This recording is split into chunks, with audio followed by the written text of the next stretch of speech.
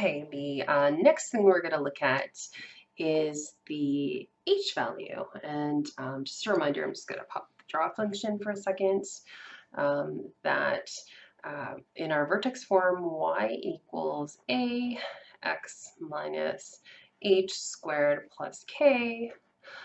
We are considering value right here. So we're going to ignore the a, like we'll pretend we don't have an a and we don't have a k value, and we're just going to be focusing what happens when we change this number here. So keep in mind that it's in the form x minus h squared, that portion. So if I'm calling h positive, that negative is still there. So let's say I wanted h equals 3. I would still write it in here as x minus 3, okay? Which is a little bit confusing, but we're going to go through that.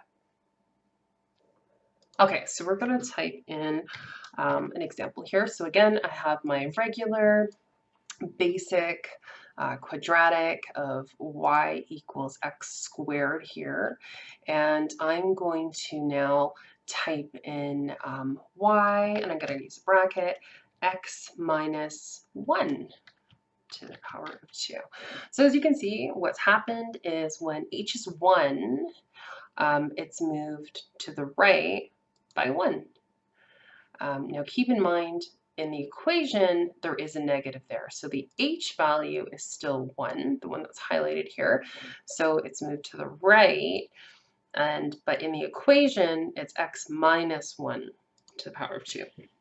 So one way to think of it is if you see a negative number there, it goes to the right. So think of it as opposite if you want to, if that helps you remember. So x minus 1 in brackets squared means that parabola, which was here at 0, 0, now gets shifted to the right. You can see everything else stayed the same. It literally is like this point, which was here, is now here. Every point got pushed over to the right.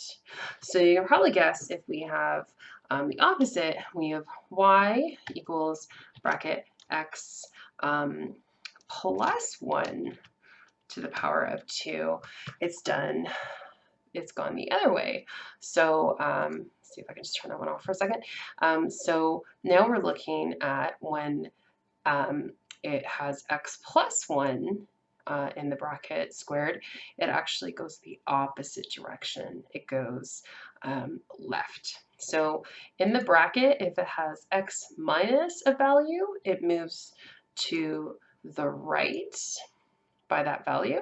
And if it has x plus that value, it actually moves to the left by that value. One thing to keep in mind though is because of the form is y equals a x minus h squared plus k, we are considering this value is h, so with the minus in there. So for this example right here, our h value, h equals 1 here. So when h is positive, when h is bigger than 0, we actually move to the right.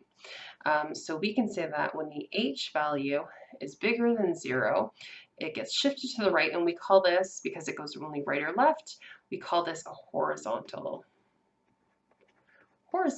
shift of h units. So it depends on what my variable is. So if it's a 2, then I go over 2 units right. But again, keep in mind, in the equation, it'll appear like it's negative, but it's actually not. And then likewise, if, or vice versa rather, there is a positive value in there, it's actually kind of a little bit confusing here, because in reality, don't forget, this is what the equation looks like. So the only way to make this part positive actually is to have a negative value of h. So for example, if I had this, that's the only way to make this a positive here.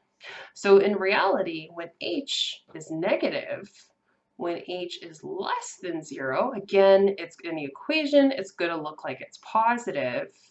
When h is less than 0, this is a horizontal, my cat's walking on my drawing tablet, hold on, horizontal shift of h units to the left.